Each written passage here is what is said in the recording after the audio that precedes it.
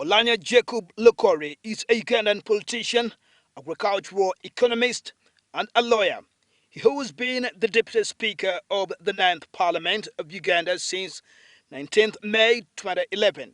Oulanyah is also the Member of Parliament representing the people of Omoro County constituency in Gulu District, a Choli sub-region in Northern Region.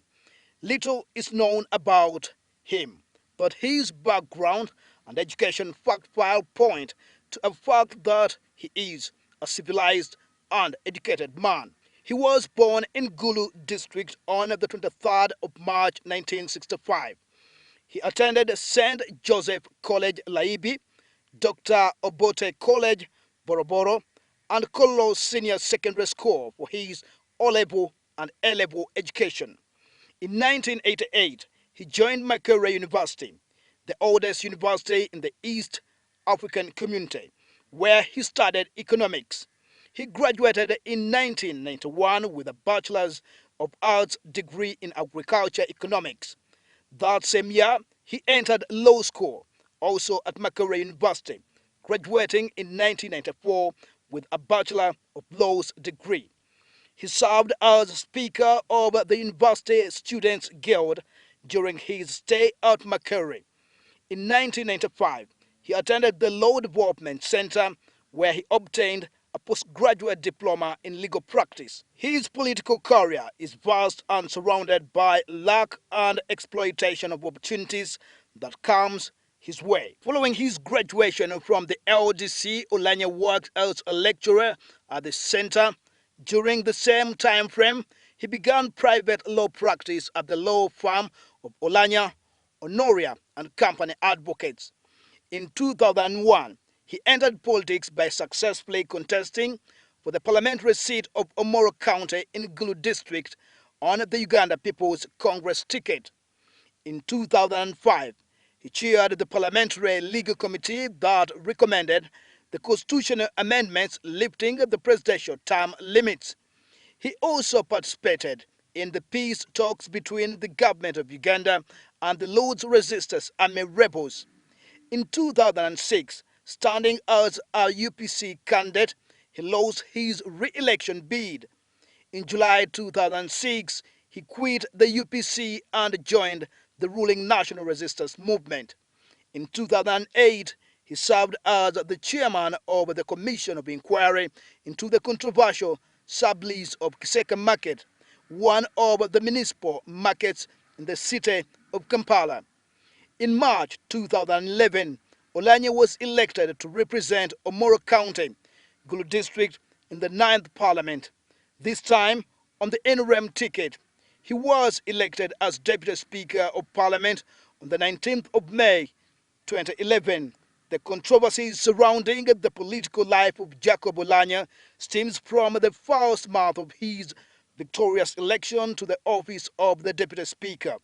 This was the famous oil bribery scandal in which the leader of government business in Parliament, John Patrick Mbabazi, and the Minister of Foreign Affairs, Sam Kutesa, were accused of influencing tenders in the oil sector, a matter that he was supposed to give on his honest ruling on whether they were innocent or be interdicted. When we started the Ninth Parliament, we gave the public a lot of confidence.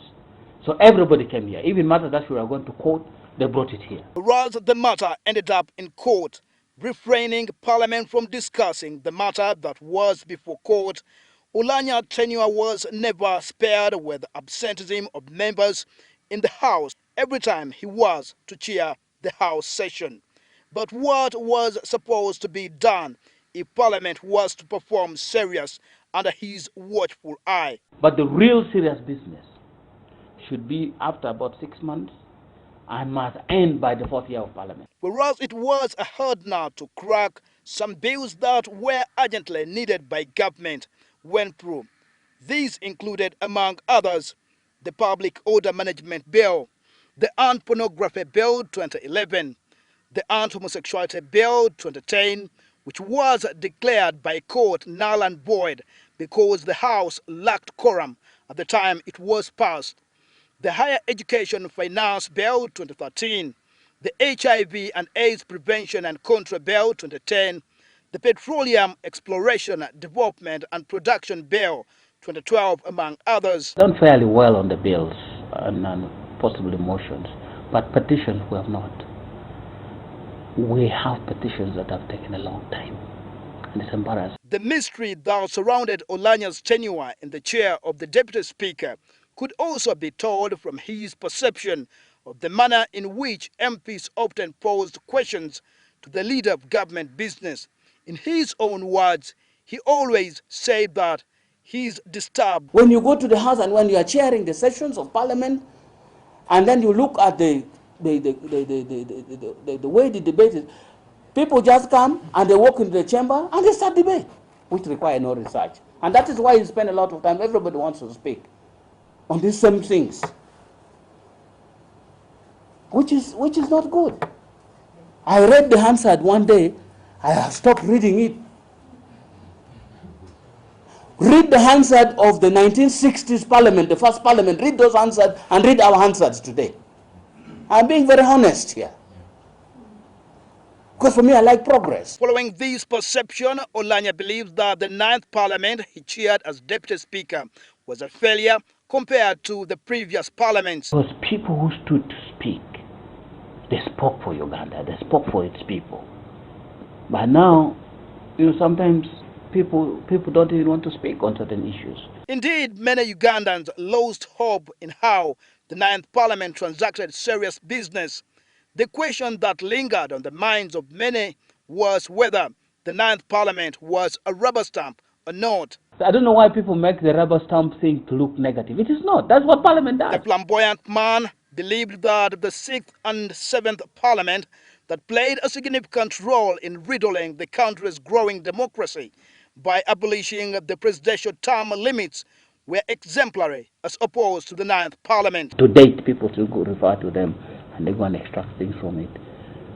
Is the Parliament I chair now, are the records going to be that which people will read and smile and read and take note that this is what was said? The suspension of 5 MPs was the biggest turning point in his political career.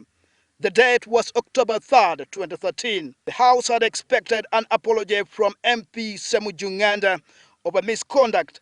The vocal MP had just returned from his suspension. And the apology was too heavy to fall off the lips of the MP. It was not forthcoming. The honourable member declined to do so. I hereby order the subject at hand to get the honourable member out of the chambers.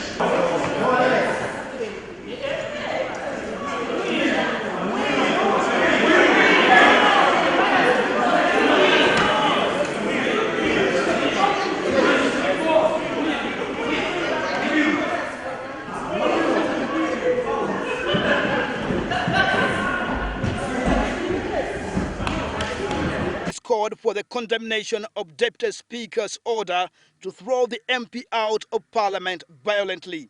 Invite in actually security officers who were strangers to the house, and one of them was the bodyguard of the Mr. Sekandi. And I was surprised that today maybe the anger was more than it had multiplied, that he even broke all the rules of Parliament and said Semuju must violently be evicted from Parliament. This tempted opposition MPs to consider moving a motion that intended to revive the conduct of the Deputy Speaker Oulanyah. But he has ashamed us, people of Northern Uganda. We have never had any speaker like this.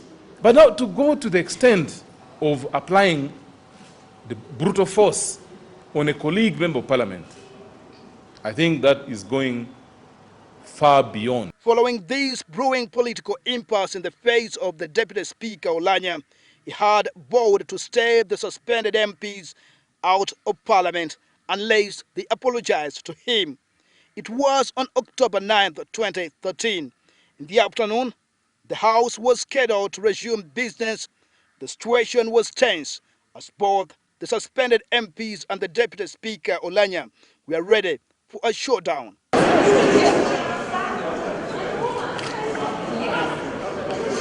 Heavily armed, anti-riot police officers had been deployed in and around Parliament. Meanwhile, one of the suspended MPs, Aru County MP Odonga Oto, kept in the parliamentary regime, working out for what he had envisaged to turn into a boxer war with the plain-clothes police officers. And this is not the time for the faint-hearted. Those who are cowards, let them go back inside their mothers.